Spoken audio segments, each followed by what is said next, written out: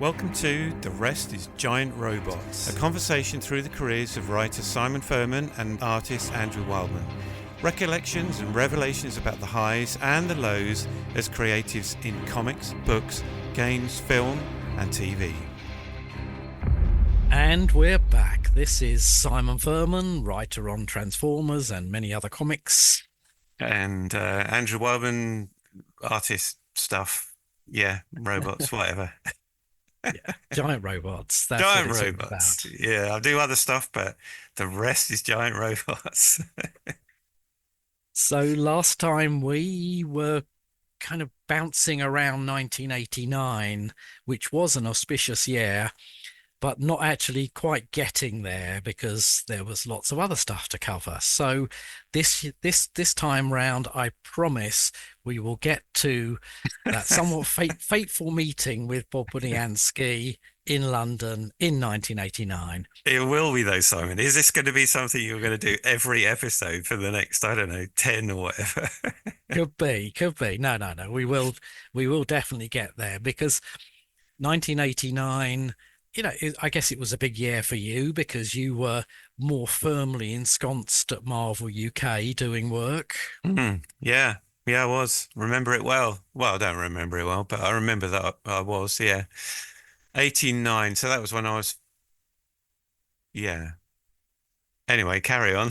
Yeah, Remind me where I was in 89. Well, I mean, you'd done your first interior strip work for us. You'd done the Christmas issue of the previous year, and then you'd done at least 2 or 3 bits of Time Wars, which was, as it turned out, to be our last big full color 11-page episode extravaganza. Yeah. Because shortly after that, things changed. Like I say, lots of things changed in 89, but one of the things that changed was the previously stellar sales of Transformers UK were dipping. Well, no. Yeah. I mean, well, the brand was 5 years old by this point, and it just wasn't the force it used to be. Of course, we now know it went on and on and on and kept coming back and back and back. But at the time, the toy line was kind of winding down. Because these kind of popular culture toys, they don't last long, do they? None of them have a very long shelf life. Let's face it. If you get 5 years, you've done all right. Yeah, and I think Transformers had done better than most, but there were new things on the horizon. We had sort of computer games, home computer games coming in, things like Turtles and other brand franchises were just slightly overriding Transformers, and the readers who had grown up with it and were continuing to read it were also getting to that age where maybe they were just giving up on comics full stop. I mean, not all of them by any means, but I remember a stage in my own sort of teenage years where I just suddenly I don't want comics anymore, and they all got forgotten about for, well, at least a year or something. But so yeah, Transformers sales were dipping, and as editor on the title, I was well aware of this, and that there were talks around how we could shave money out of the budget. 11 originated full color pages, not every week, but say 8 weeks out of every 16 weeks was very costly. So we had to find a way we didn't want to give up on the origination. We felt that definitely would be the death knell of the comics. So we tried to find up ways, and one of them was to go black and white, take out the color, which was a shame. But ultimately, it turned out that our next 11 pages, I think one of which you drew, I think Race with the Devil, was originally supposed to be 2 11 pages, a 2-part story, and that suddenly became black and white and 4 parts. So we split 5 and 6 pages of each chunk of that. And there was another one called Survivors, which was also supposed to be 22 pages to 11 pages, and Mm. that had to get split up. So suddenly we were five, the moving forward, we were going to be 5 pages black and white, Mm. which made telling long form stories kind of difficult from that point on. Mm. They had to be more bite size. I mean, there was origination in every issue, which was nice. Yeah. Backup stories of the American Transformers continued, but we were back to 5 pages, and they had to be, by their very nature, a little more bite-sized, and you know almost like with a story with a punchline, really quick, Mm. character focused, one-offs. I mean, I think we did do a few interlinked ones, but largely that was, Time Wars was the end of the big epic for Marvel UK. Yeah. So how many pages was Time Wars altogether? Time Wars, I think, was 7 parts and 11 pages per, so 77. Does that Wow. sound right? Yeah. Um, so yeah, it was a big chunk, Mm. as they were those larger storylines. So yeah, it was end of an era really, and rapid fire. There were a few more ends of eras, Right. within that early bit of 1989, because that was also the year I decided to leave being the editor of Transformers and just go full-time freelance. Yeah. So Chris Francis took his backed Yes, out, yeah. bowed out so gracefully. Yeah, my pseudonym editor was no longer necessary at that point. So Yeah. yeah, and by this point also Richard Starkings had left staff. He had gone freelance as well. So Mm. it was all change at Marvel UK in '89. And really after that I was just returning in scripts from afar, as it turned out, for the Yeah. next chunk of time. Yeah. Yeah. And But where were you? Were you in London at that time, or had you moved somewhere else? yeah, I was in London, but around that time, and we will get to the Bob story very soon.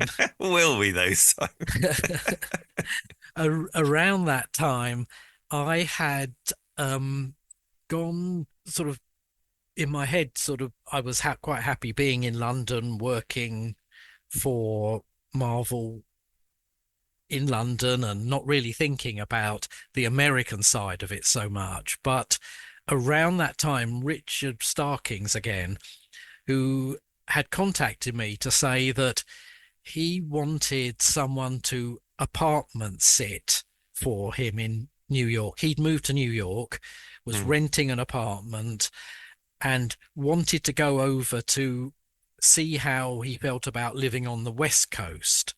So he ah, wanted to hold on to that apartment, but go over to the West Coast and see how that panned out. mm, And he was looking for a person to come in and apartment sit the apartment he was renting in New York, or mm, out in Brooklyn in New York. And he just heard that I was going freelance, and he just basically said, why don't you come out? You've got at least 6 months on a visa to come out and be out. You'll be in touch, in spitting distance of Marvel US, who were on Park Avenue South at the mm. time. And I just thought, well, why not? Yeah, I hadn't, definitely. I hadn't got any deep ties that would prevent me disappearing for 6 months. And I managed to get an arrangement with my landlord, because I was renting at the time, that I would pay the rent and they would just hold the place empty, well, with my stuff in it, Yeah. for the next 6 months. So it was all set up really strangely quickly and painlessly. Wow. And I just didn't think, yeah, I suppose I was whatever I was at the time, 28, and didn't really have much care in the world about just upping sticks for a while. So Mm. yeah, off I went, and suddenly I was living in a a bit of Brooklyn called Greenpoint, which was, a couple of subways out of Manhattan, but still for me was definitely the Big Apple. Yeah, definitely. So what's the visa situation then? Because so you could get 6 months, because you can stay for 3 months, can't you, anyway, if you go to the States. How did you get a 6 month visa? I think I just literally applied to the embassy for an extended visa. Right, And I suppose it was slightly easier in those days. America was less of a sort of immigration for less of a fortress, I guess, when it came to immigration. right. And I just applied. I didn't even think of it. I had to pretty much jump through some hoops to show that I wasn't going to try and stay out there and that I Mm. could support myself while I was out there. But as I was gainfully employed as a freelancer by Marvel UK, I think they had vouched for me and things. So just generally, I think I managed to wangle a longer chunk of time out there. Yeah, I mean, with Marvel being a very established US company, I guess, Yeah, and there was no effort on my part because I mean, I think the problem for immigration is, are you coming in to take work that somebody could do domestically? Mm. And as I wasn't at the time, although strangely that's the way it panned out, it was much easier just to say, well, no, I pay my tax in the UK, I'm employed by a UK branch of Marvel, and yeah, it was sort of for the time, I guess, relatively smooth getting that extra visa extension. Yeah, yeah. So what did that feel like as a 20 something turning up and living in Brooklyn and hanging out in the Big Apple? Incredible. I mean, that's that's a dream, isn't it? After you've read all those Marvel comics in your younger years and you've seen these depicted streets and water towers and all those kind of iconic kind of architecture of New York, must have been incredible. I mean, it was, and as I mentioned, I think in the last episode, I did get to go out there in '87, and at that time I'd met Bob Budiansky and a lot Mm, of the Marvel people.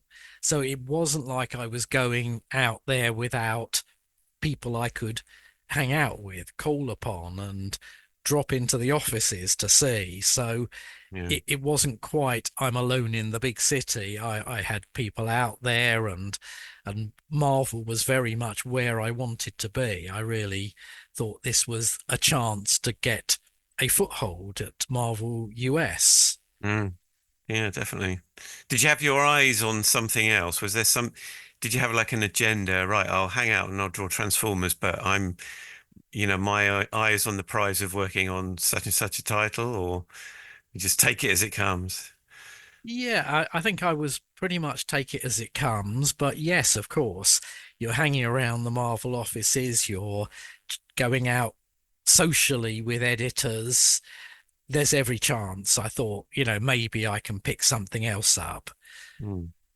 I mean, what about you? What's your memories of '89? Where were you? Where were you sort of living, based? 89, I was living in Radcliffe-on-Trent near Nottingham. Child 3 had arrived in 1989. So, Wow. so I was in a very different situation to you. I couldn't just say, you know what, I'm going to New York. No, it wasn't that at all. It was, family, mortgage, all that kind of thing. And I think the comics work I've been doing was in my spare time. So it was evenings and weekends. Um, so yeah, it was a lot of work with a family and a full-time job and doing freelancing stuff. But it was in 89, I think it was 89, not 88. 89 when I I gave up the day job. Just purely in financial terms, it got to the point where I was earning the same amount of money in my evenings and weekends as I was in my day job. So, and the day job was beginning to prove problematic. I don't know why, but changes at the company that I was working at, running their little design studio, there were some changes there. They were letting people go, and it just felt like the writing was on the wall anyway. So I thought, rather than be let go, I'll just make the jump. And in fact, it was Leslie, my wife. She said she knew that I was not really that happy in the day job, and so we literally just sat down and looked through all the numbers, like how's it going financially, and she said, just make the jump. And I was like, really? This is really scary to jump into being a freelancer when we've got a young family. And she's like, well, just do it. So I did. So I guess that was when I legitimately became a comic book artist, because that was my source of income. So yeah, 89 we're up in Nottingham. Then in 1990 we moved to a little market town in Bedfordshire called Potton with the family. So yeah, there was a lot going on, but it was just great to be working in comics. And were you largely working on Transformers or for Marvel UK at the time? Yeah, yeah. So it was. I don't know when these things come, and when you think, well, when I think back to some of the titles I worked on, in my head it seemed like I was doing a lot of work, but on some of those titles I probably didn't do much. Like Real Ghostbusters, I don't know which year it was I was doing that, but that was probably around about that time. Um, I think I was still did bits of Thundercats here and there, covers. I remember doing some Galaxy Rangers. I remember inking. They took me on as an inker to ink some Galaxy Rangers, penciled by Liam Sharp. Like, Wow. who is this? Who is this Liam Sharp character? But that was kind of fun, inking somebody else's work. So it still was bits and pieces, but it was enough bits and pieces to make it work, until then the big jump came. Cool. I'm going to now actually rewind to Oh my. February 1989 Is this it, and Simon? talk. This is it. Yeah. No, I promised, and this is definitely it. We had heard that from Bob Budiansky that he was over on holiday. He was traveling with a friend round Europe and planned to drop in to the UK and London. And at the time, this must have been very early 89, because I was still on staff at Marvel at the time, and I could say, well, great, we've got a visiting Marvel US person coming over. I shall take them out for lunch on the company, which was how we did it if somebody Mm, came over. And, for me, that was just a chance to sit down with Bob over lunch, over a beer, and have a chat.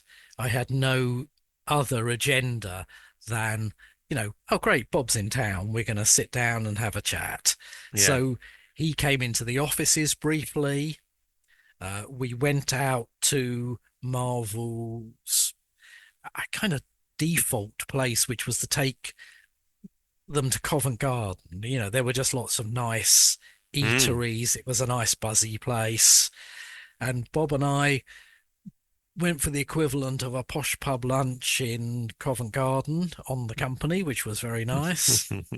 And as we're sat there, Bob looked slightly solemn and said, "There's something I want to run by you, Simon." And I'm thinking, oh, what's going on? mm, And he basically took me through the fact that he was pretty burned out on Transformers by this point.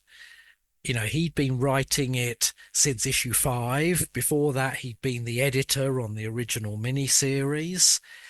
He'd written it, bar a few fill-ins, pretty constantly since, done headmasters and whatever else. So he'd slightly run out of juice or creativity on it. He just said, I'm burned out. And his last big storyline was Underbase, which had been a kind of a clearing of the decks a bit.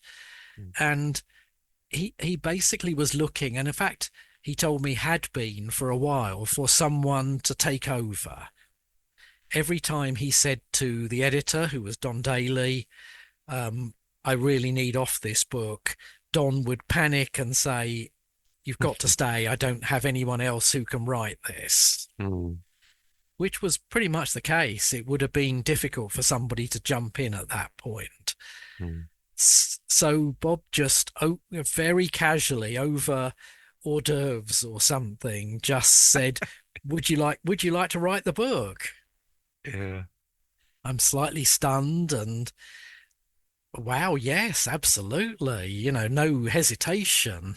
Apart from, being paying work, and by this point, like I say, I was thinking of going freelance. Apart from being paying work, it was my door opener at Marvel US. Mm. And that sort of pays into what you were saying before about, well, if I can get one job at Marvel US, can I branch out and get other work on superhero books, which is where I want to be. Yeah, exactly. Yeah. So I more or less snapped Bob's hand off. I said, "Yep, absolutely. Count me in. What's my first issue? Tell me." And Bob then again put his sort of somber face on and said, "I have to be honest with you, Simon. Sales aren't great on the book. They've dipped as they were in the UK, and it may only last 4 issues, 6 issues." Yeah. I was a little bit, you know, unsettled by that, but thought, hey, I don't care. Still the same door opener. Mm. So, and then it occurred to me, wait a second, Bob's the writer and he's offering me the book. Is that the way it works? Is the editor Yeah. all right with this? But Bob sort of brushed that away and just said, "Oh, look, listen to me. I'll talk to Don about it when I'm back." Mm. So I just thought, great, done deal. I'm happy with whatever we get out of this. And Bob was just happy to have ended his run finally on the book. So Yeah. we enjoyed the rest of the lunch, and I just sort of more or less skipped back to the office thinking, great, I'm working for Marvel US. Yeah. And and so very quickly after that, I was in touch with Don Daly. I'm sure it was all phone and fax in the day, Mm. and talking to him about how my transition would be, where I would start, what he wanted, all these things, and I just remember thinking, wow, I am working for Marvel US, and therein also lay a slight interesting thing, because up to that point, I'd only ever worked what they call full script. So, Yes. Yeah. every page, every panel, every bit of dialogue is all in the script. But Marvel, as I'm sure you remember, Yeah. work Marvel plot style, Mm. which is a very different kettle of fish. I Mm. guess, as I mean, you explain it a bit from the artist's perspective. Yeah, it's very different, certainly very different from an artist's perspective. So full script style, which Marvel UK were doing, and I think DC were full script the way they did their books. And traditionally that's how comics were done, where the writer would, get a script and it would literally say page one, panel one, it would describe what was going on in the action and it would have the dialogue. It was very much like a proper script. Everything was scripted, all the stage directions kind of described. Um, and so, yeah, it was a bit of a culture shock for me when I first started working for Marvel US, where it would say, um, page, it would always describe page one because that was the opening splash page. But, once you got into the book, it would sometimes just say things like pages 3 to 5, so and so fights so and so, they fall down a hole, blah, blah, and there'd be some little bits of suggested dialogue, things that definitely needed to be. And so they wanted the characters to be expressing that. But it was very, very loose. And it was developed by Stan Lee, I think, probably because it made it quicker as a writer. You get the ideas across, but then it gives more free rein to the artist, because Marvel was all about drama in the art. They didn't. The thing about doing a full script, when it says, you know, page 3, panel 1, and it will describe 4, 5, or 6 panels for that page, you get that very classic comic, almost like grid thing. So just panels laid out on a page in a very, very cool grid pattern. But with the Marvel style, it gave artists the opportunity to really throw things about. So you could have splash pages, or you could have, different characters sort of spread across the page and whatever. So you designed it as a whole page, not just designing it as individual pictures in a standard grid pattern. Whenever you have, so comic book art is very often done on, for UK people, roughly A3 size. American, it was 11 by 17 inch artboard. So decent artboard to draw on, and it's edged in blue lines, so it shows where the edges are of the page, all that kind of stuff, where the bleed is. But it also has little marks along the side and the top, so that you can very easily roll it up as a 6 or even a 9 panel page. And those little marks exist to this day, as far as I know. We can divide it up by that. But the plot style just sort of broke all the rules. Rules are there to be broken. So Marvel did it that way. So as an artist, it gives you a lot of free rein. As a writer, that must have been, you feel like you have less control, I guess. Yeah, I mean, it certainly was a shock to the system, actually trying to think of things as a sort of just a big flow of information, if you like. Yeah. So, and difficult because I was so used to visualizing what I was asking for per panel. To just describe a series of actions, I was always a little more worried that I was not giving enough, or possibly asking for too much. And then I used to love, I grew up reading, I used to read a lot of Alan Moore's work, and he really sort of used dialogue to bridge between visual images. So he'd often have, dialogue reflecting what was happening in the panel of art. And it was, I missed that control, I guess, of being able to know that exact panel would be there, so I could roll the dialogue onto it and it would work.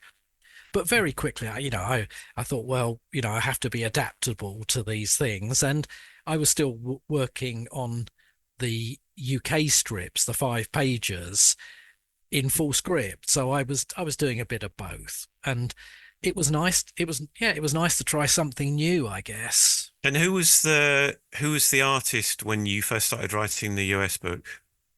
Well, the artist, I'm pretty much, and in fact, you can kind of see it in the first 4-issue arc I did, is very much, I didn't want it to jar too much. I didn't want to just leap into something very different.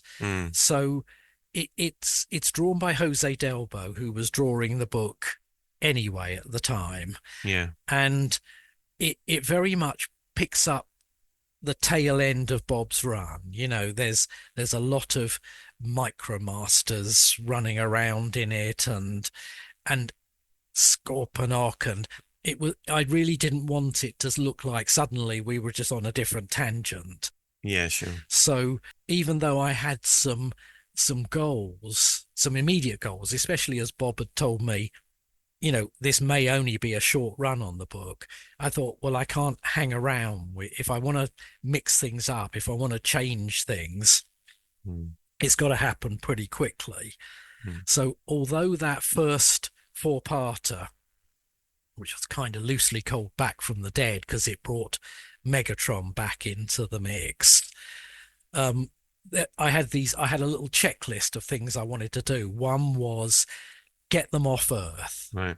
the Transformer stories felt very grounded. Bob had, I think, liked having a big human cast, or using it always from the human perspective, which I get, but I wanted to get back to Cybertron. I wanted to see what was going on Cybertron. I wanted to start making it a little more cosmic in scope again, like we'd done with the UK stories. Mm. Just make it bigger, more sweeping, and just generally try and some of the concepts we'd had rolling around in the UK for, I don't know, a couple of years, I wanted to start dropping seeding into the US book. So very quickly, we go from Earth within that story to Cybertron. And by the end of that storyline, I think Jose drew issue 60. Mm. And issue 60 was the introduction of Primus, the god figure of Transformers. Mm. And that was something we put into the UK comic back in around about 150, issue 150. But here it was a completely new concept, that within Cybertron there is a semi-deity Mm. slumbering, and he basically is Cybertron. And so was that was not in the US book at all to that point? Not at all. No, Wow. we hadn't. There wasn't really. We'd done our origin of the Transformers in the UK comic. There was the cartoon origin that had them as former slaves of the Quintessence, and who had rebelled and became autonomous in their own right. Yeah. I never thought that was the greatest origin in the world, because it kind of lacked a little grandeur, that they were created by someone else. Mm. So I really wanted to impose, if you like, our origin we'd put in the UK comic, which was the whole Primus Unicron, grand cosmic scale battles. I guess I was weaned on, Stanley and Jack Kirby and Galactus and Ego the Living Planet, and those massive cosmic stories that were in Yeah. Fantastic Four and Thor. And I guess that was my little template for Transformers, to go big, cosmic, sweeping with it. And so, yeah, very quickly at the end of issue 60, Jose draws Primus, and then somewhere in the background by this point, I'd obviously been agitating with Don to bring another artist into the mix.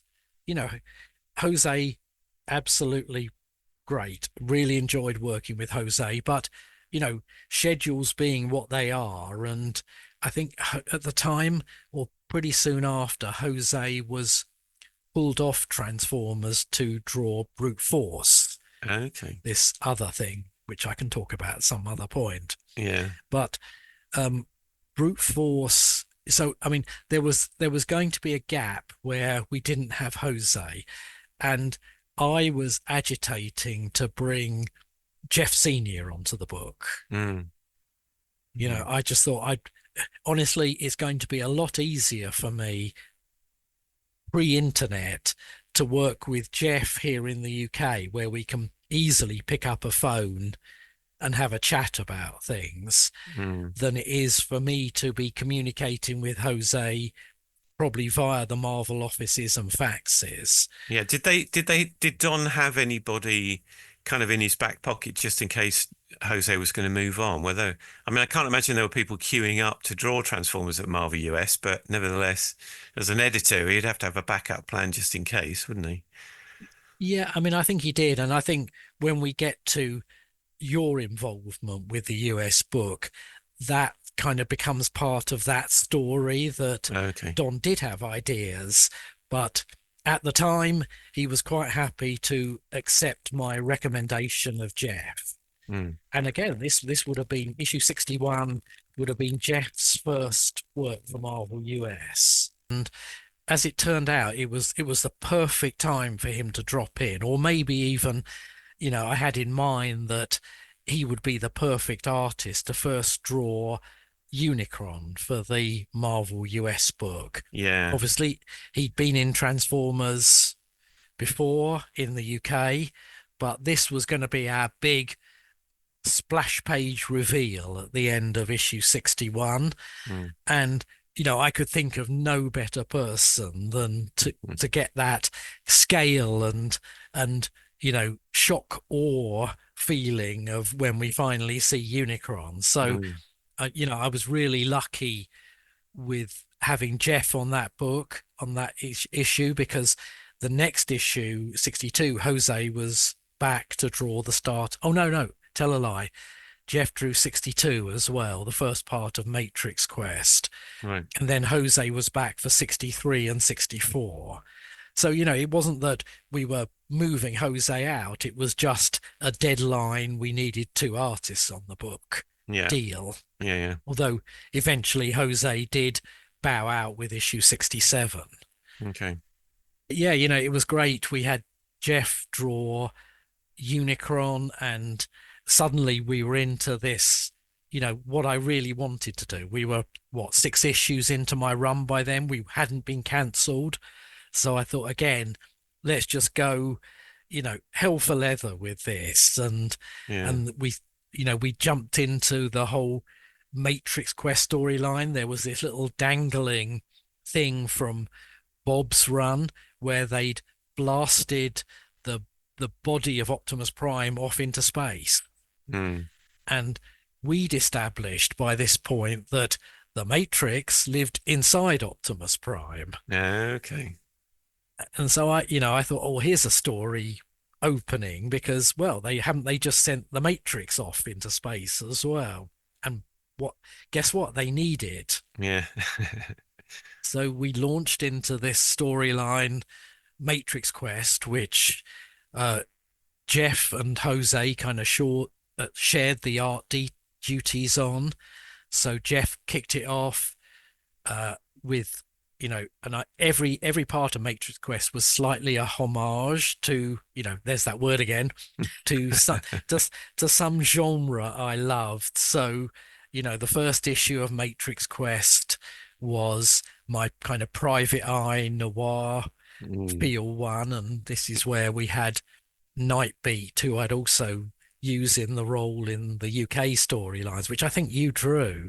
I drew a cover for that. I remember getting the brief on that one from you because I didn't know who these characters were, and you're like, I want Nightbeat on the cover. Was he standing at a beach or the Hudson or something? He's on a beach. He's on a beach, yeah.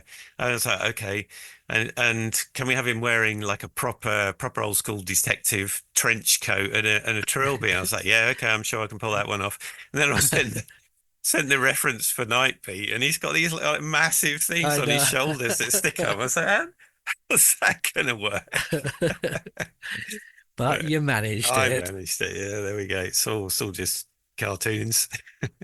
And one of the other things I had vaguely in mind, and this kind of plays into that, was could I get some kind of connectivity or synergy going between what was happening in the Marvel UK comics stories and the Marvel US book? We'd never really tried that before. It would have meant saying to Bob, oh, look, we'd like you to feature this character, and it might not have played. So I did dabble with, or at least trying to get odd background strands from Marvel US into Marvel UK. So we did a 2-part story in the UK called Deathbringer, Right. which was this kind of mercy killing robot. Basically, it wandered around putting the dead or dying out of their misery, and that kind of prime directive had got warped in the course of the story. So we had the little 2-part Deathbringer story, and yeah, we had the Nightbeat. I think it was called The Big Shutdown, and that one was very much riffing on Raymond Chandler Private Eye things. Yeah. And the the Matrix Quest was Maltese Falcon. Okay. The was Bird of Prey was basically Maltese Falcon, and then yeah, little details like that. And as we went through Matrix Quest, it was private eye movies, then westerns. The second one was a kind of Western planet, and then it was a riff on Moby Dick in the Oh, third fine. part, Wow. and the fourth part was basically Alien slash Aliens Right. with Transformers and a sort of monster. But we into that one we threw a reference into that Deathbringer character Okay. from the UK stories, which would have meant absolutely nothing to the US readership. But we hoped would kind of go, the UK readers would go, oh, look, yeah, that's that character from those stories. And how's Don with all of this? All the stuff that you're doing is different. And did it? How were the fan base? I mean, because they have letters, don't they? Mm. I mean, I think the general reception was pretty good. I mean, I don't think we had anyone saying I'm confused or I don't like this direction particularly. Mm, I mean, I think we had a pretty much die-hard readership by then. mm, It may still have been tailing slowly off, but I think what we managed to do with those first clutch of issues was kind of ring fence the audience we had. yeah. So sales weren't dipping too drastically. Maybe they stabilized enough for Marvel to let us run with the book for longer. Yeah. The strange thing was in those days, books were cancelled if they were selling less than, I think it was less than 100,000, Right. which is just crazy numbers today. But, Yeah. and Transformers, I think, had definitely dipped under that. But like I say, I think we'd stabilized things enough, and Don was hands off to the extent where he just went, look, if this is working, I'm not going to start interfering in what seems to be a winning recipe. So Mm, largely, he let me do what I will with the book. I mean, again, probably next time because I think we're getting to the end of this one. But wow. Don very rarely sort of dug his heels in about anything. Mm, I would run all the plots past him. All the plots would be run past Hasbro, and as long as there was no kickback, he was happy for me just to sort of plow my own furrow with the yeah. storyline. And as an editor, obviously he was dealing with other books at the time. I think he was he doing like Punisher or something? Yep. Yeah, so I would imagine as proper in inverted commas Marvel books, his attention was definitely on those more, and he just had to, yeah, he just had to make sure that Transformers got out on time, and probably wasn't that bothered as long as Hasbro were happy with what you're doing. Yeah, and I think having Jeff on board really helped in terms of, Jeff was just a reliable, safe pair of hands. Yeah, and how did Jeff get on with plot style? Do you know? I think he was fine with it because I think we had that way we could just talk to each other if things Yes, of course. weren't apparent. It was never a great problem. I think by the time Jeff came on board, I'd probably done my stint out in New York, which I have to say was just the most wonderful time ever had. But by the time I got back, it was probably just I could pick up the phone to Jeff, and if there were any issues. But Jeff, nothing if not uncomplaining. He just sort of, goes, okay, yep, fine, I'll do that. Yeah, And yeah, I think in the end he enjoyed it because it gave him what you were talking about, that more artistic license, more creativity, more control over how whole pages and spreads and sequences would go. yeah. I guess when you're doing kind of grand galactic sort of sweeping epics, then like you say, Jeff was a good choice to do that, and so give him a bit of free reign, then it's going to go. Yeah. So, I mean, I guess next time we should talk really about how you join the book. You get your Marvel US break as well. And I guess that's about it for this week's episode. But Yeah. next time we can jump into what I guess is your door opener for Marvel US, your big break. Yeah. No, it'd be fun actually because I mean, Big Break doesn't really cover it, doesn't it? It's a huge moment for us kind of young Brits to be, picking up work in America. So, yes, that was huge for me, but it didn't come without its difficulties, let's say. Well, let's keep a lid on that until next time, and Yes, I can definitely. also talk about some of the little next steps I did at Marvel off of the Transformers book. Yeah, yeah, that'd be good to get into that stuff. Great. Another episode, and I can't believe we've been going for as long as we have done. So yeah, good place to leave it.